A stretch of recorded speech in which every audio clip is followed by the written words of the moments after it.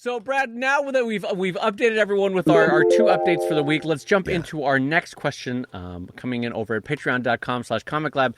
This comes in from Nira, and Nira writes, "Hi, Brad and Dave. I love the constant flow of creation that comics do for practice. With singular standalone images, they tend to be unreliably fleeting, but it always helped me improve by experimenting with new techniques. Comic panels have kept me creating, but they need to retain some semblance of a consistent style if for nothing more than streamlining the process." Okay, we can agree on that. How do you rein in style changes and experimentation to maintain consistency while also not stifling improvement? That's the tricky part. Deciding hard cell shading works for you more than soft cell shading, for example. Or can you make changes every chapter, every page, every book? What if you find a better font for your balloons midway through? Do you revise everything you've done to match, or you stick it out until the next book? It's the when in the process that confuses readers, a change between panels, a change in the next book, or the what you change. So the question there being, is it when you do it or what you do? Yeah. Thank you guys for everything you do. So, Brad, we have had peers and friends and people that we've read that have made changes slowly or quickly or at a book change, at a chapter change, or over the course of a year. What do you recommend, Brad? Because this is not an easy question to answer in the offset. Yeah, no, it's really a lot of it comes down to personal preference. But I want to encourage you to embrace change, right? Because I think change is a good thing. It's how you get better. And so, yes, I do like the idea of finding a logical breaking point. You mentioned a new chapter or a new storyline or a new book or some kind of starting point. That's a great place if you find, oh, geez, I want to use this new font, or I want to try cell shading instead of this other technique that I was doing. I think it's perfectly fine to put a logical cutoff place there, and then go forward with the next thing that you're going to do. I think that's good. I think that's healthy to do. But finding a good breaking point to insert it is fine. That makes perfect sense. Doing it like if you're doing let's just say a 22-page chapter, and you all of a sudden change fonts on page 13, well, that's not so great, right? But finding a good breaking point to introduce this new technique or this new change, I think that's perfectly fine. Yeah, this is a tricky one. Over the course of my career, I have done kind of every version of how you could do this, which is, one is to make a sudden change, being like, well, now I'm doing New Yorker-style grayscales. That's me. I'm Dave Kellett. I do New Yorker-style grayscales. Yeah. I did that in Sheldon for a couple of weeks, changed back. I've also done it where I'm like, I've figured out a new and better way to draw eyes. Yeah. But if I introduce this all of a sudden, it'll be jarring, so I'm going to slowly introduce it. And what that ended up becoming, and I remember when I did this in college, it ended up becoming an amalgamation of neither my old style or my new style. So it was kind of technically a third style anyway, which was unnecessary because I was trying to transition to the new thing. That didn't work. And I've also done it where, unbeknownst even to myself, I was changing styles midstream. Yeah. And as Brad said, only in the rearview mirror did I look back and go, oh, I didn't realize that I was completely changing the way, because my hand was sort of doing it, the slow evolution that happens as you draw over months and months and years. I've done them all. And I think, Brad, probably, if you're honest with yourself, you probably tried most of them yourself, right? I've done all of those things that you talked about, and I'll tell you what, I like it because, especially as I started to change from a comic strip to a graphic novel, my style had to change very much so. And when I've talked in the past, when I started doing Not Safe for Work comics, my style had to change necessarily very, very quickly because the art had a different role to play in that storytelling. And I got, by the time I was doing that, I got to the point where I just changed on a dime. It's like I did that thing where you said, yesterday I'm doing this, today I'm doing that. Have fun. This is what it is.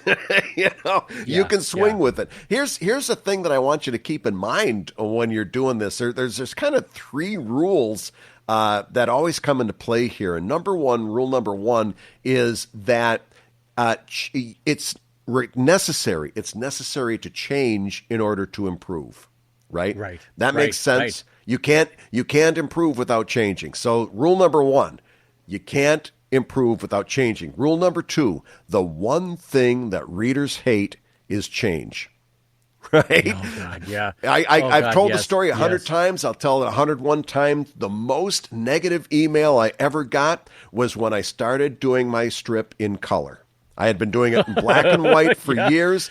I finally was able to bring on a colorist and hire them.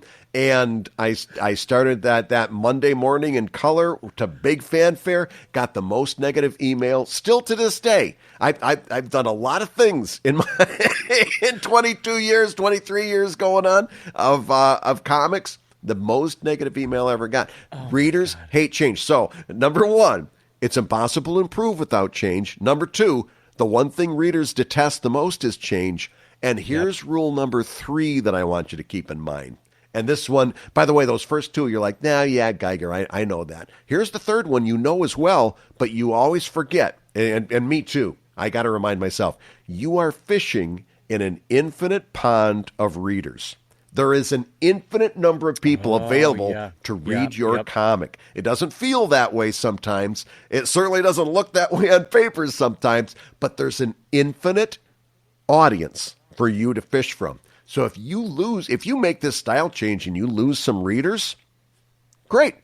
Go out to that infinite pond and fish for some more.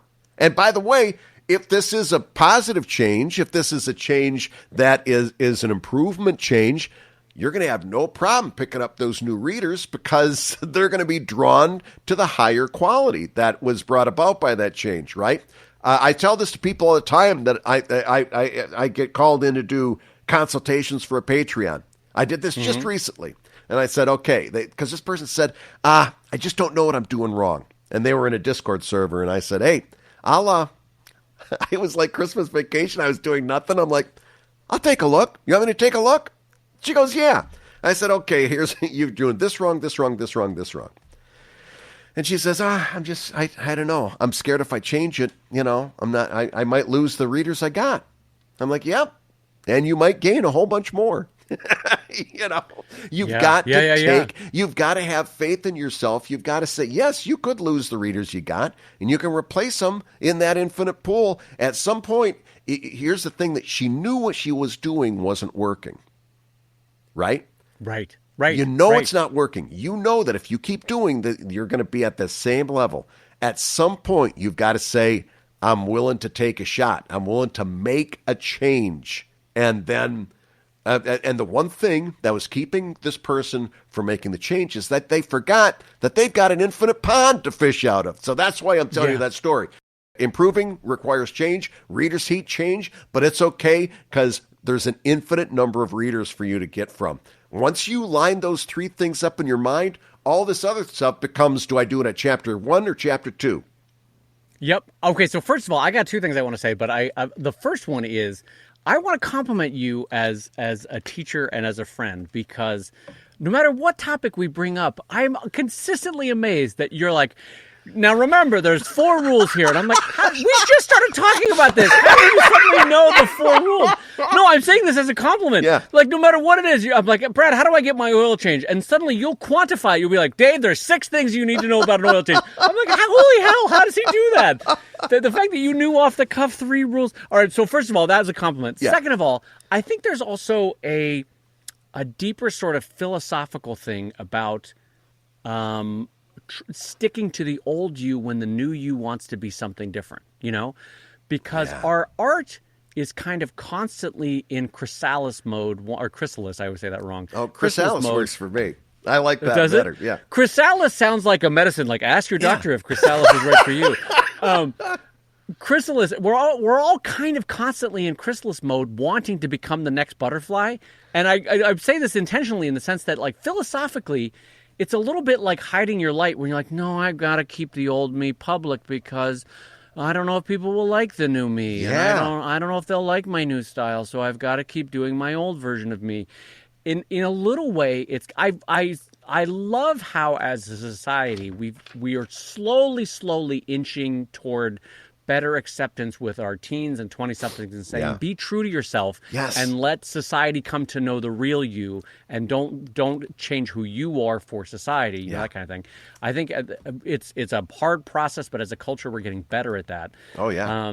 And I think a little bit philosophically, that's how you should approach this as an artist, that when change is happening for you, when you know you have unlocked a new level in your art, don't hide your light, you know, Yeah. like accept the change, embrace the change, and go out and say, hey, world, accept me with this new style. But, you know, within reason, do it at a chapter break, like Brad said. Yep, Do it at a yep. book check. Do it at a place where psychologically it at least helps your reader along to say, hey, we're a little different at this break. We're a little different. I Yeah. think that's acceptable. Yeah. It goes back to some advice we gave on the show a long time ago, which is basically don't stick with a mistake just because it took you a long time to make it. Right? Yeah, This yeah. is kind of what we're talking about in another way, is that, you know, you need to give yourself that opportunity to change. And like Dave said, it also comes back to this whole idea of being your genuine self, right? Yeah. The fact of the matter is, if you're drawing differently, then you better start putting that drawing on paper. You know, don't hold yourself back because you're scared that the readers might react badly and all that kind of stuff. We get so. You could do an entire book just on how we think about readers, right? We Yeah. think Yeah. we have this. Each one of us has this picture in our mind that our readers is this cohesive group that's the same people, and we add to it, and sometimes we subtract to it from it, but it's mostly the same group of people month to month to month, year to year to year. And the fact of the matter is, it's more like planets in orbit around a sun. Or maybe an asteroid belt. You've got a few planets that are orbiting you all the time. You're tried and true. The rest of them are flybys that are just coming by. They might never come back again, or they might come by and they're only around for a little while and they circle up. It's more like a swarm. It's more like it's something that's much less cohesive than we think Yeah. about it in our brains. It's not this same group of people all the time. Right. Right. And really your idea isn't to keep the same people all the time. That's nice to build those people and to convert a certain amount of those into diehard fans. But the bigger thing is to constantly attracting new people into your swarm and to constantly kind of building that swarm to a bigger swarm and a bigger swarm, getting all lined up in this idea that it's the same 12 people. And if you piss 10 of them off, then you're only going to have an audience of 2. That leads you to some really bad decisions. Yeah, absolutely. It's a little bit like that old visual metaphor of you can never step into the same river twice. Yeah. And like with your readership, you never have the same readership that you had a year ago, Yeah. 6 months ago, 6 years ago. And, continuing with that metaphor, my uncle on his farm in Gettysburg, he has a pond that he built that pulls off of a local river, right? Yeah.